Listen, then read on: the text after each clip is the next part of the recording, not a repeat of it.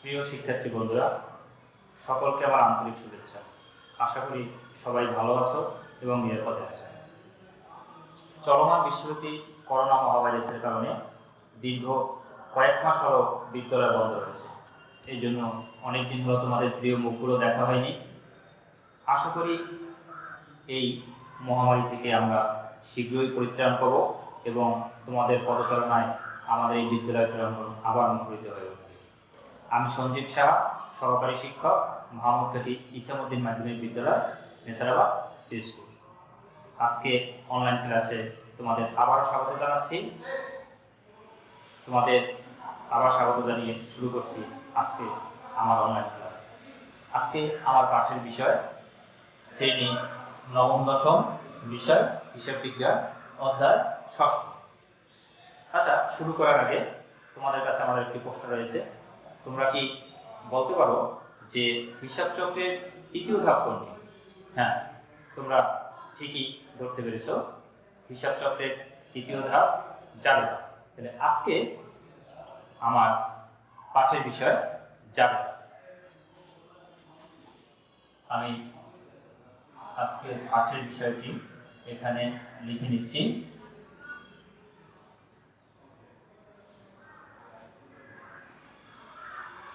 এখন আমরা আসি জাবেদা কাকে বলে।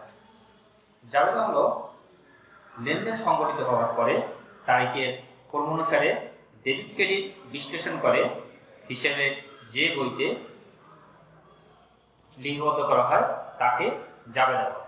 তাহলে এখানে দেখা যাচ্ছে জাবেদা হলো হিসেবে প্রাথমিক বই বা জাবেদা হিসেবে সহকারী বই। আমাদের যদি পরীক্ষার প্রশ্নে জাবেদা না বলে যদি সহকারী বই বা প্রাথমিক বই এটা তৈরি করতে বলে, সেখানে আমরা জাবেদাকেই বলি। জাবেদার অন্য নাম রয়েছে সহকারী বই বা প্রাথমিক বই। তাইলে জাবেদা,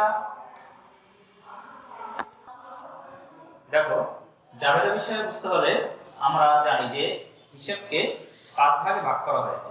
সেই 5টি ভাগ হলো সম্পদ, ব্যয়, দায়, আয়, মালিকানা শক্তি। তাহলে এখানে এই বিষয়টা আমাদের আগে ভালো করে বুঝতে হবে। এখানে আমরা দেখতে পাচ্ছি যে সম্পদ এবং ব্যয়, এই সম্পদ এবং ব্যয় এটা যদি বৃদ্ধি পায় তাহলে হবে ডেবিট এবং সম্পদ ব্যয় হ্রাস পালে হবে ক্রেডিট। এরপর আসি আমরা দায়, আয়, মালিকানা শক্তি। তাইলে আমাদের এখানে দেখো দায়, আয় ও মালিকানা শর্ত এটা যদি হ্রাস পায় তখন হয় ডেবিট এবং দায়, আয়, মালিকানা শর্ত যখন বৃদ্ধি পায় তখন হয় ক্রেডিট। তোমাদের এটা অবশ্যই মনে রাখতে হবে যে সম্পদ ব্যয় এটার সম্পূর্ণ বিপরীত হয়েছে দায়, আয় এবং মালিকানা শর্ত। তাহলে দেখো আবার বলছি, সম্পদ ব্যয় যখন বৃদ্ধি পায় তখন হয় ডেবিট এবং দায়, আয়, মালিকানা শর্ত যখন বৃদ্ধি পায় তখন হয় ক্রেডিট। আবার একইভাবে সম্পদ ব্যয় যখন হ্রাস পায় তখন হয় ক্রেডিট এবং সম্পদ, দায়, আয় ও মালিকানা শর্ত যখন হ্রাস পায় তখন হয় ডেবিট। এইটা আমাদের মনে রাখতে হবে। এবং জাবেদায় সবসময় ন্যূনতম 2টি পক্ষ থাকবে, ন্যূনতম 2টি পক্ষ, ডেবিট পক্ষ এবং ক্রেডিট পক্ষ। এবং এই ডেবিট পক্ষ এবং ক্রেডিট পক্ষ আমাদের কোনো না কোনো হিসাবের সাথে সংশ্লিষ্ট থাকবে। সেই হিসাবগুলোই হয়েছে এই আমাদের যে 5 প্রকার হিসাব আছে সেই 5 প্রকার হিসাবের মধ্যে পড়ে। তাহলে জাবেদা আমরা করার সময় সেই 5 প্রকার যে হিসাব আছে, সেই যে আমাদের সংশ্লিষ্ট হিসাব আছে সেটা যদি আমরা এর সাথে এরকম বিশ্লেষণ করতে পারি তাহলে আমরা সহজেই ডেবিট পক্ষটা এবং ক্রেডিট পক্ষটা নির্ণয় করতে পারব। তারপর আসি আমরা জাবেদার ছকে। দেখো এখানে আমাদের এই যে এটা একটি সাধারণ জাবেদার ছক। এখানে একটি সাধারণ জাবেদার ছকে 5টি কলাম থাকে। এটি আমাদের পরীক্ষার নৈবেদ্যিক প্রশ্ন আসতে পারে যে সাধারণ জাবেদার ছকে কয়টি কলাম থাকে। সেখানে আমাদের মনে রাখতে হবে সাধারণ জাবেদার ছকের কলাম 5টি। এখানে কলামগুলো দেখো তারিখ, তারপর বিবরণ অথবা হিসাবের নাম ও ব্যাখ্যা, খতিয়ান পৃষ্ঠা, ডেবিট টাকা, ক্রেডিট টাকা। প্রথমে আছে তারিখ। এখানে আমরা প্রশ্নে যে সাল, মাস এবং তারিখ দেওয়া থাকে সেটা আমরা ক্রম অনুসারে সাল লিখবো, মাস লিখবো এবং ক্রম অনুসারে তারিখগুলো এখানে লিখবো। তারপর এখানে যে আছে বিবরণ অথবা হিসাবের নাম ও ব্যাখ্যা, এখানে আমরা প্রতিটি হিসাবে ডেবিট পক্ষ এবং ক্রেডিট পক্ষ বিশ্লেষণ করে এখানে একটি ব্যাখ্যা লিখতে হবে। তারপর খতিয়ান পৃষ্ঠা, তারপর আছে ডেবিট টাকা এবং ক্রেডিট টাকা। আমরা এই ঘরে ডেবিটের যে টাকাগুলো হয় সেই ডেবিট টাকাগুলো এখানে রাখবো এবং ক্রেডিট টাকাগুলো এখানে রাখবো। আরও একটা বিষয় মনে রাখতে হবে, জাবেদায় সবসময় ডেবিট টাকার সমপরিমাণ ক্রেডিট টাকা হবে, অর্থাৎ যে পরিমাণ ডেবিট টাকা হবে সেই একই পরিমাণ ক্রেডিট টাকা হবে। এবার আমরা আসি যে তোমাদের যে পরীক্ষায় প্রশ্ন থাকে, জাবেদার যে পরীক্ষায় প্রশ্ন আসে সেখানে দেখা যায় যে কয়েকটি তারিখের আমাদের সমস্যা দিয়ে দেয়। এর মধ্যে আজকে আমরা 1 তারিখে যে সমস্যাটা থাকে সেটি নিয়ে আলোচনা করব। জাবেদা প্রথম 1 তারিখে যেটি নিয়ে ব্যবসা শুরু করে সেইটি যে সমস্যা থাকে সেটা নিয়ে আজকের আলোচনা। তো আমি একটি এখানে সমস্যা লিখছি, দেখো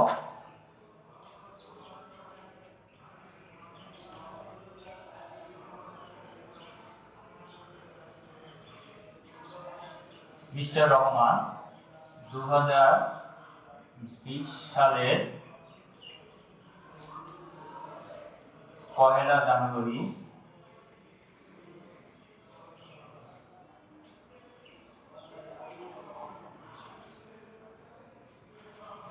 নগদ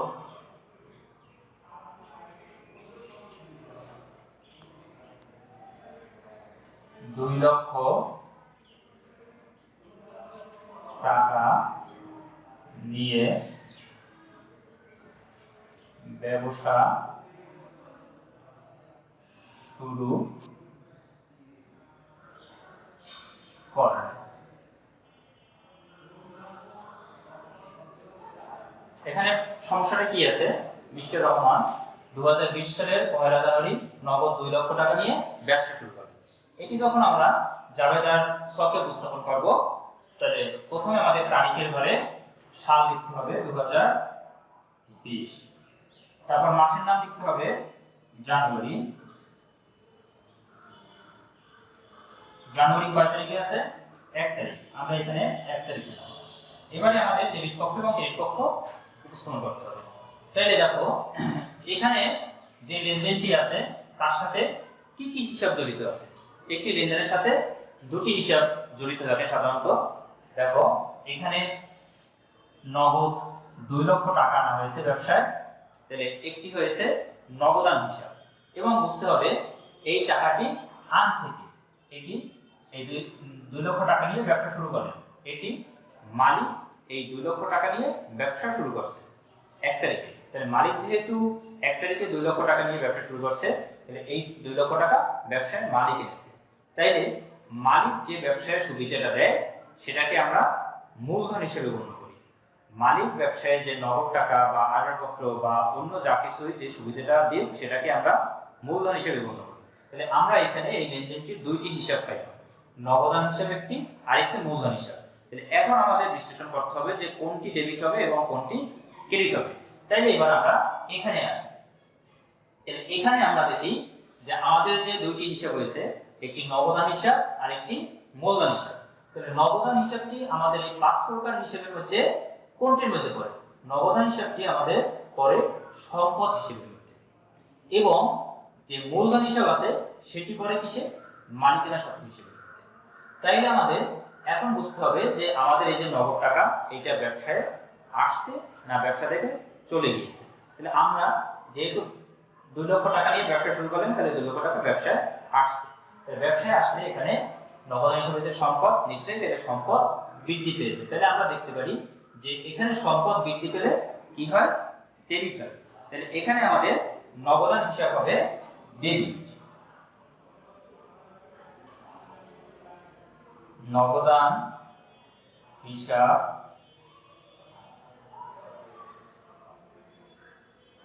ডেবিট। আমাদের যে বাকি আরেকটি হিসাব রয়েছে মূলধন হিসাব, সেই মূলধন হিসাবটি আমাদের পরে মালিকানা সত্ত্ব হিসেবে। এখন এখানে যেহেতু মালিক ব্যবসায় সুবিধা দিয়েছে, তাহলে এখানে মালিকানা সত্ত্ব বৃদ্ধি পেয়েছে। তাহলে আমরা দেখতে পাই যে মালিকানা সত্ত্ব যদি বৃদ্ধি পায় তখন সেটা হয় ক্রেডিট। তাহলে এখন আমাদের বাকি যে হিসাবটি রয়েছে সেইটা আমরা ক্রেডিট হিসেবে লিখব, সেটি হবে মূলধন হিসাব। তাহলে তোমাদের আরেকটি বিষয় মনে রাখতে হবে যে আমরা ডেবিটটি লেখার পরে যখন ক্রেডিট হিসাবটি রাখবো সেটি আমরা বাম পাশ থেকে একটু জায়গা ছেড়ে তারপর লিখব। বাকি হিসাবটি হয়েছে মূলধন হিসাব। মূলধন হিসাব ক্রেডিট। এখন আমাদের আমি আবার বলছি, দেখো এখানে দুটি হিসাব, এই লেনদেনের সাথে দুটি হিসাব জড়িত রয়েছে, নগদান হিসাব এবং মূলধন হিসাব। নগদান হিসাব আমাদের সম্পদ হিসাব, সম্পদ বৃদ্ধি পাওয়ার কারণে ডেবিট হয়েছে, তাহলে নগদান হিসাব হয়েছে আমাদের ডেবিট। এবং বাকিটি হয়েছে মালিকানা মূলধন হিসাব। মূলধন হিসাব হয়েছে আমাদের মালিকানা সত্ত্ব হিসাব।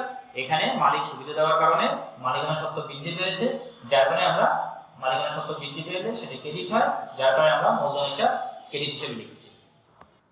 এরপর আমাদের কাজ হলো এখানে ডেবিট কলামে এবং ক্রেডিট কলামে টাকার অঙ্ক লেখা। এখানে আমাদের টাকা আছে 2 লক্ষ টাকা, তাহলে আমাদের এই ডেবিট বরাবর ডেবিট কলামে আসবে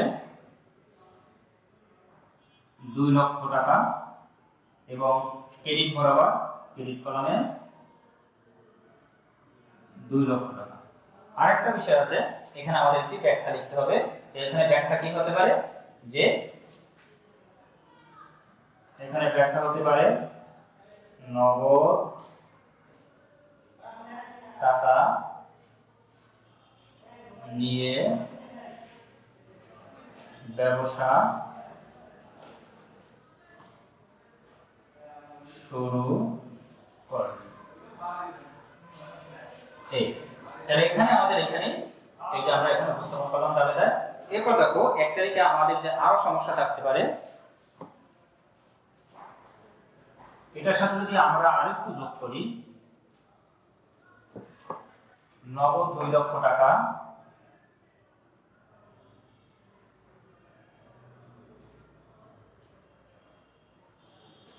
$50,000 টাকার আসবাবপত্র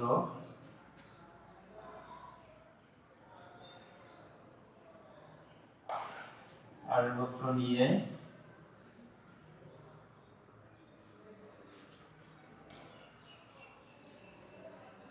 ব্যবসা শুরু করেন। দেখো এরকম যদি 1 তারিখের সমস্যাটি আমাদের এরকম থাকে যে মিস্টার রহমান 2020 সালের 1 জানুয়ারি নগদ 2 লক্ষ টাকা ও 50,000 টাকা আসবাবপত্র নিয়ে ব্যবসা শুরু করলো, তাহলে এই সমস্যাটির সমাধান আমরা কিভাবে দেব? তাহলে এই সমস্যাটির সমাধান দেওয়ার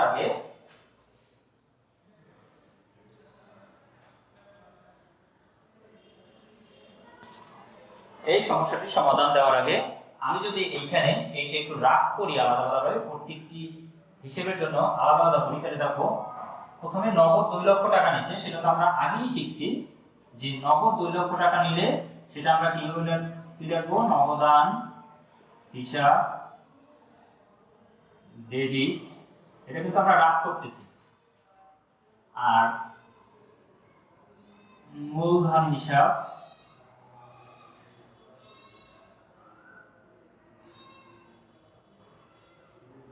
ক্রেডিট। এবার আমাদের এর সাথে যে নতুন সংযুক্ত হয়েছে 50,000 টাকা আসবাবপত্র নিয়ে ব্যবসা শুরু করলেন, তাহলে আমাদের এবার ব্যবসায় আসছে কি 50,000 টাকার আসবাবপত্র। তাহলে আমাদের এইখানে সংশ্লিষ্ট হিসাবটি একটি হয়েছে আসবাবপত্র হিসাব, এবং এই সুবিধাটাও কি দিয়েছে, এটাও শুরু করছে ব্যবসা মিস্টার রহমান, মানে মালিক, ব্যবসার মালিক শুরু করছে, তাহলে এটাও এই সুবিধাটাও মালিক দিয়েছে। তাহলে এটাও যেহেতু সুবিধাটা মালিক দিয়েছে, তাহলে এটাও মূলধনের সাথে জড়িত, মানে মালিকানা সত্ত্ব। তাহলে আমরা আসি এখানে আমরা হিসাব দুটো কি পেলাম, একটি হচ্ছে আসবাবপত্র হিসাব, অন্যটি হচ্ছে মূলধন হিসাব। তাহলে আবার দেখি আসবাবপত্র হিসাব আমাদের সম্পদ হিসাব, যেহেতু এখানে আসবাবপত্র ব্যবসায় আসছে নিশ্চয়ই সম্পদ বৃদ্ধি পেয়েছে, তাহলে এখন তাহলে সম্পদ বৃদ্ধি পেলে সেটা আমরা কি করব, ডেবিট করব। তাহলে এবারে আমরা করতে পারি কি, লিখতে পারি আসবাবপত্র হিসাব ডেবিট, এবং এই সুবিধাটা কি দিয়েছে, মালিক দিয়েছে, যেহেতু সুবিধাটা মালিক দিয়েছে, অন্যটি হচ্ছে মূলধন হিসাব মূলধন হয়েছে এখানে মালিকানা সত্ত্ব, তাহলে এখানে মালিক সুবিধা দেওয়ার কারণে মালিকানা সত্ত্ব বৃদ্ধি পেয়েছে, মালিকানা সত্ত্ব বৃদ্ধি পেলে আমাদের কি করব, ক্রেডিট করব। তাহলে অন্যটি হইল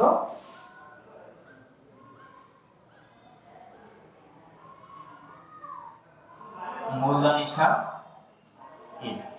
তাহলে দেখো এখানে আমি একটু আলাদা রাগ করে নিয়েছি, এটা যদি আমরা এখানে উপস্থাপন করি তাহলে আমাদের ডেবিট হিসাবগুলো আগে লিখতে হবে, তারপরে আমাদের ক্রেডিট হিসাবগুলো পরপর লিখতে হবে। তাহলে ডেবিট হিসাবগুলো যদি আমরা প্রথমে লিখি, তাহলে এখানে ডেবিট হিসাব কি কি আছে, আমাদের নগদান হিসাব আর আসবাবপত্র হিসাব। তাহলে সেই ডেবিটগুলো আমরা আলাদা প্রথমে লিখে নিই।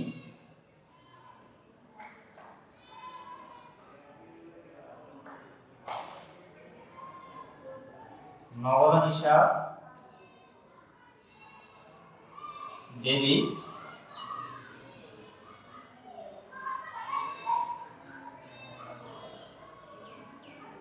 আসবাবপত্র হিসাব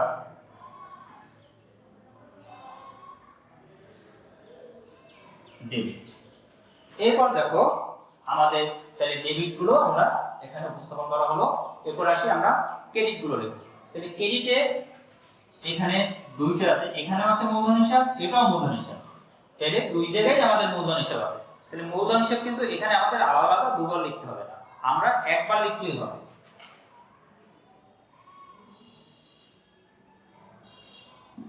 মূলধন হিসাব ক্রেডিট।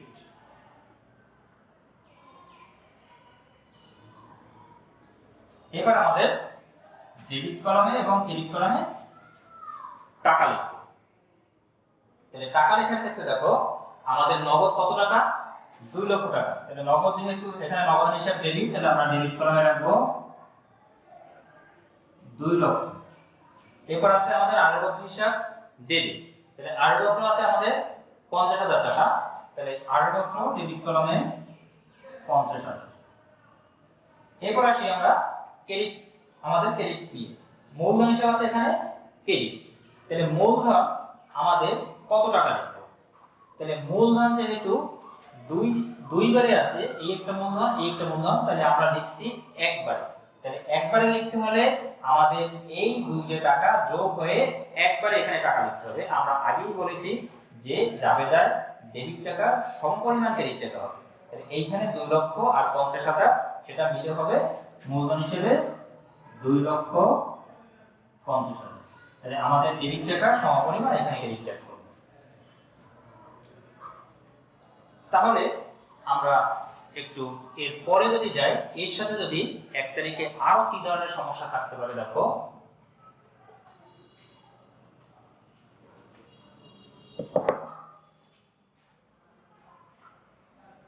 এর সাথে যদি আমরা আরো একটু সংযুক্ত করি, ও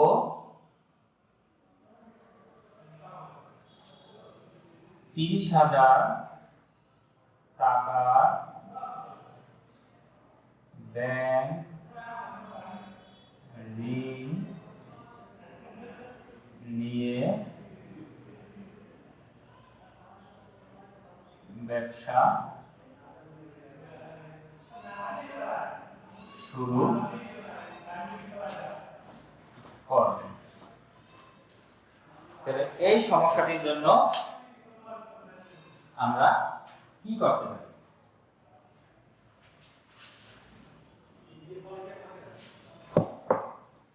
তাহলে আমাদের এই যে নগদ টাকা নিয়ে ব্যবসা শুরু করছে সেটা আমরা আগেই উপস্থাপন করেছি, নগদান হিসাব, মূলধন হিসাব, তারপর আসবাবপত্র 30,000 টাকা, আসবাবপত্র হিসাব, মূলধন হিসাব। আমাদের নতুন যে বিষয়টা আসছে 30,000 টাকা ব্যাংক, 30,000 টাকা ব্যাংক নিয়ে ব্যবসা শুরু করছে। এর সাথে সংশ্লিষ্ট হিসাব কি কি, আমাদের ব্যাংকিং বাবদ আমাদের ব্যবসায় কি আসছে, নগদ টাকা। ব্যাংকিং বাবদ আসছে নগদ টাকা। তাহলে এখানে একটা হিসাব হচ্ছে নগদান হিসাব এবং অন্যটি কি, ব্যাংক ঋণ হিসাব। তাহলে এই দুইটা হিসাব পাইলাম। এখন আমাদের কোনটি ডেবিট হবে কোনটি ক্রেডিট হবে তা এখন নির্ণয় করতে হবে। তাহলে দেখো আমাদের দুটি হিসাব আছে, নগদান হিসাব, ব্যাংক ঋণ হিসাব। তাহলে এখন নগদান হিসাব ব্যবসায় সম্পদ হিসাবের মধ্যে পড়ে। তাহলে এবার ব্যাংক থেকে যেহেতু ঋণ নেওয়া হয়েছে, তাহলে ব্যবসায় নিশ্চয়ই নগদ টাকা আসছে, মানে নগদ টাকা বৃদ্ধি পেয়েছে। নগদ টাকা বৃদ্ধি পেয়েছে মানে আমাদের এখানে সম্পদ বৃদ্ধি পেয়েছে। তাহলে সম্পদ বৃদ্ধি পেলে আমরা কি করব, ডেবিট করব। তাহলে এখানে আমরা কি করতে পারি, তাহলে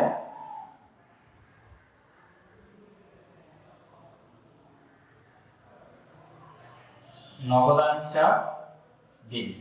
অন্যটি আমরা কি পেলাম, ব্যাংক ঋণ হিসাব। তাহলে ব্যাংক ঋণ হিসাব আমাদের এখানে কোন হিসেবের মধ্যে পড়ে, ব্যাংক ঋণ হিসাব আমাদের দায় হিসাব। তাহলে এখানে দায় আমাদের কি হয়েছে, ব্যাংক থেকে যেহেতু ঋণ নেওয়া হয়েছে আমাদের দায় বৃদ্ধি পেয়েছে। তাহলে দেখো দায় বৃদ্ধি পেলে আমরা এটা কি করব, ক্রেডিট করব। তাহলে এখানে আমাদের ব্যাংক ঋণটা কি হবে, ক্রেডিট।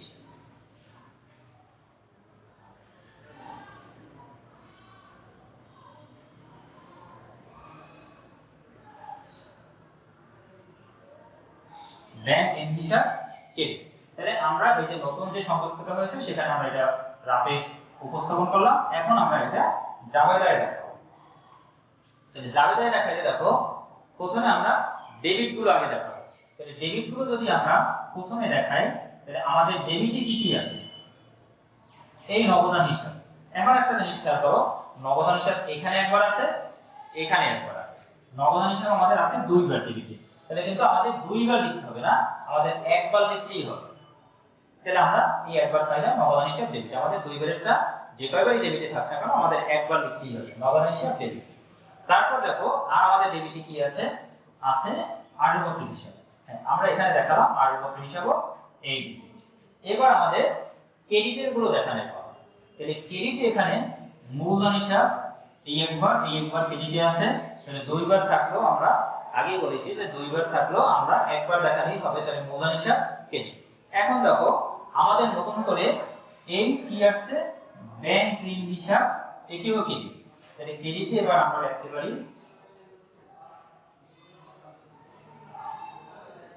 ব্যাংক ঋণ হিসাব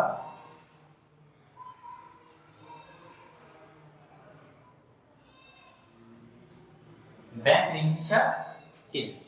এবার আমাদের টাকা লিখবো। তাহলে দেখো আমাদের নগদান হিসাব এখানে কয়বার আসছে, দুইবার। নগদান হিসাব আসছে দুইবার। একবার হয়েছে এই যে নগদ টাকা নিয়েছে 2 লক্ষ, আর এই যে ব্যাংক ঋণ বাবদ 30,000।